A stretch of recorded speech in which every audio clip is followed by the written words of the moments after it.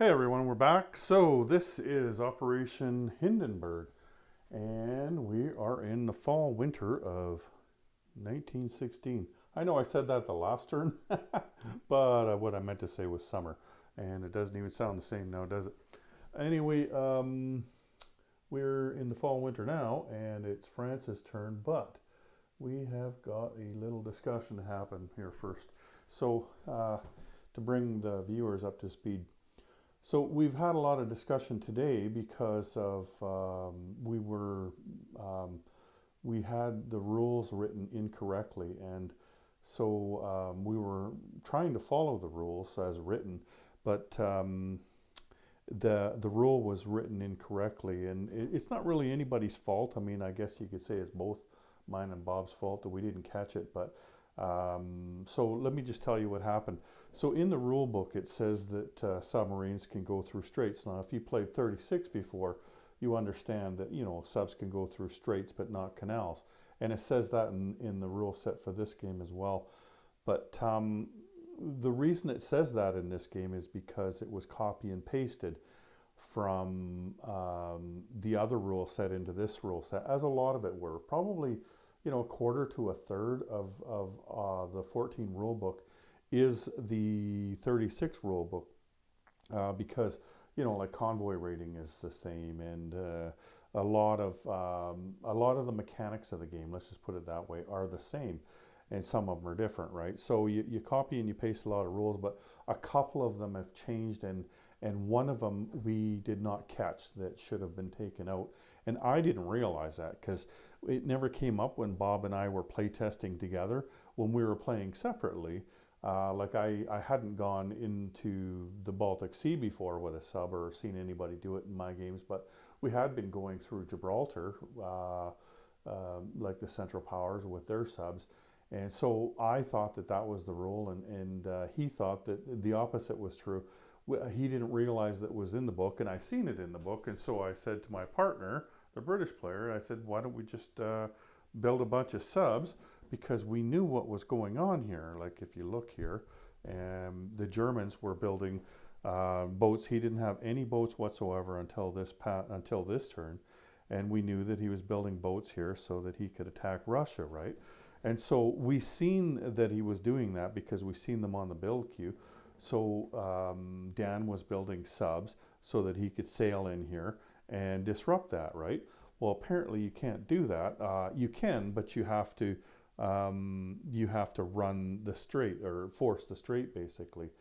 We thought that you only had to force the strait for surface ships. And so I'm going to have to go through the rule book tomorrow and rewrite in a few different places, so that the rule is corrected as written. But we're playing it so that the way it was intended, though, that you wouldn't be able to go through there without forcing the strait. Because you can see what might happen, like if you run it through your mind a few times, right? Britain buys a sub, and then another sub, and then another sub. I don't mean this game, but I mean any game. Like where there's a huge German Navy in here, like there is at the start of the 14 game. Britain all of a sudden just, boom, moves 10 subs in there. Well, the reason the rules are different from the other game is because they don't work for this game, because like it's almost impossible to kill subs in this game, right? The only thing you have to kill subs is a seaplane. So if the Allies were to put 10 subs in here, there's nothing the Germans can do. It'd take them 3 games to get that many subs out of there with the seaplane, right? Like they're just not going to go out and buy 10 seaplanes.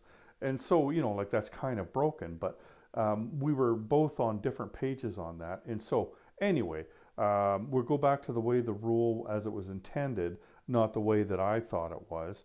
So you have to force a strait no matter what kind of ship you are, including submarines, and not just this strait, but the other ones too, like the Strait of Gibraltar and the Adriatic Strait, when that mine comes into effect when the Italians join the war. So anyway, that's what we're doing, and but it's kind of unfair to Dan, right? Because he bought 4 subs. So, like he could use a couple of subs. So he's keeping the subs he had before. The ones that he put in here, he's taken them and he's put them with the fleet. Where's the fleet marker? Right here. So this is where his first 2 subs are. The 2 subs that he just purchased, This turn, he's just converted that instead. Like we thought it would be fair for him to respend that 12 IPP and put it on the board because he was playing the rules as written. I was the one that encouraged him to do that, you know, because that's the way it was written, right? Anyway, so he didn't do anything wrong, but it would be unfair for him to continue to have 4 subs on the board because he doesn't necessarily want to go through a mine, right? So what he's done for 12 IPP, he's put down 2 artillery in London and 1 colonial infantry in southern Iraq here. Did I forget to put that one down? I did too. So here, there we go. Now we've corrected it. That's 12 IPP worth of stuff. So that's the change. And, oh geez, you know what? I just realized I haven't updated the board since Bob took his turn. But there wasn't much, and that's why I forgot. I was busy dealing with this other thing. So I'll just quickly do that as we're talking here. So yeah, we're having a good time playing this game though. But I'm really glad that something like this comes up right now because I would hate to hand the game off to Doug in a month or 2 or so when that happens and say, okay, it's done, go ahead and print it. And then find out that, you know, like there's something that would be a glaring error in the rule book, right? So I'm glad to have this opportunity to work through this and to find out that that something isn't correct, right? So, and he had 2 infantry down here, and he didn't move anything. Oh, that should be a red chip. Yeah, there's one of our militia under one of his. Yeah, there we go. Okay. I can fix his money later. It doesn't matter how much he has for the purpose of the French turn. Anyway, let's do this. So, France. France has purchased with 25 IPP artillery and then an artillery for cash and carry and 5 infantry. So that's 24. They have 25. I had one too many sitting there. Okay. So the 2 artillery, the 5 infantry, and because of Bob, we have to roll for Greece again. So Greece is at neutral right now. I need a 3 or less. Go France, go. 2, look at that. I'll show you how it's done, Dan. Quit dicking around. Just go ahead and take Greece and take it all the way. Okay, so that's done. Now, I don't have many attacks, but I would like to get my mandatory offensive in. And, you know, it kind of doesn't matter because, like, I could do it in a turn from now because I'm not planning on auto-aligning something. If I did my mandatory offensive next turn, I would have had it done before it's time to collect my wartime economy anyway. But I'm going to do it. Because it's not going to change between now and the next turn anyway. So what I'm going to do is I'm going to take 6 infantry out of Paris. There we go. 6 regular infantry, and they're going into Lorraine. So I'll just put them on the card here, the task force marker. They're the sacrificial lamb. Okay, there's that. That's one attack. Another attack is the artillery from Paris is going to hit Lorraine in an attrition attack.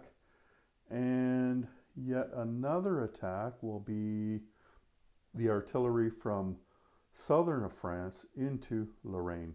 And I might as well roll them all together because there's no gas involved. Like there's no difference between the 2 of them. So what do I got here? I've got 11 in Paris and 2 there. So that's 13 artillery going there. And then the other attack is right there.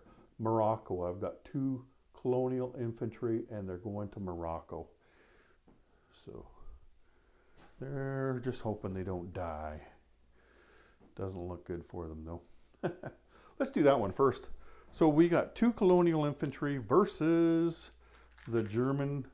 And so it's 2 at 1. It doesn't matter that it's mountains. I can't go less than 1. So 2 at 1 versus 1 at 4. 1 round. Oop, that is completely cocked. And well, that's good enough. Okay, so yeah, misses. So they go back. They're done.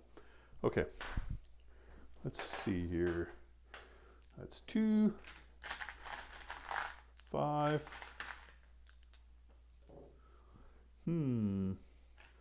6, 7, 8, 9, 10, 11, 12.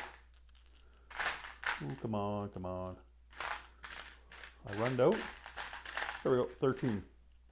3, 6, 9, 12, 13 right there.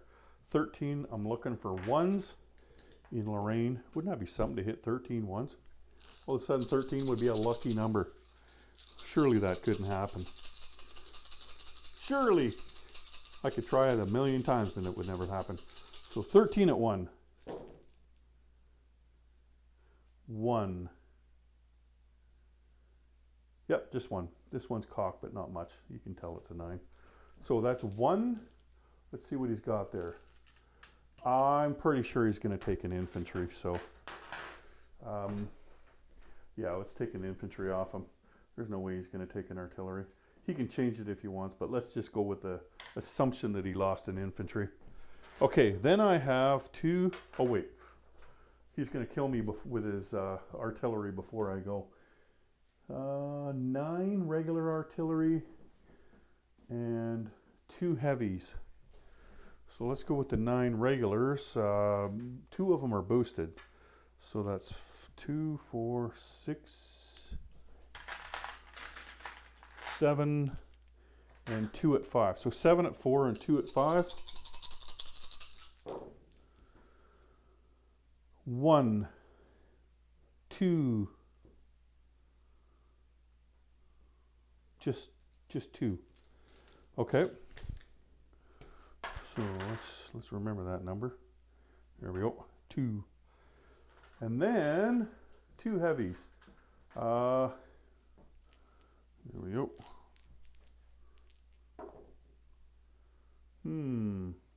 Those both missed. Too bad I couldn't quit now, eh? And it wouldn't die. That means I have 6 infantry. 2, 4, 6, 2, 4, 6. 6 at 2? Yeah, no river. 6 at 2. Come on! Better chance of hitting 6 2s than 13 1s, I'd say. Okay, 1. Just 1. Okay, so 1 on him. And then he has 750 infantry. Whoa, darn. He's got 18 left. After I pick them up. So 2, 4, 6. 18 at 6. 1.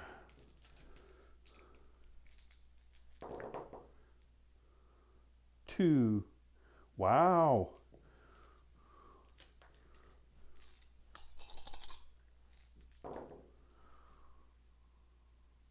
3, 4. Okay, you got them all.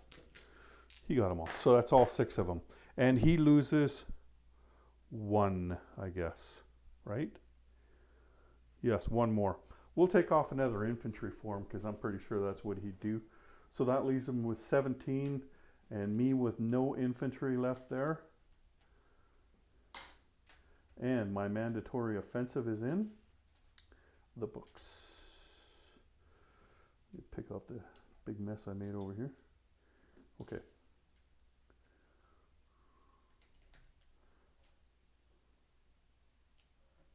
There we go. Okay, let's move this around here now. Okay.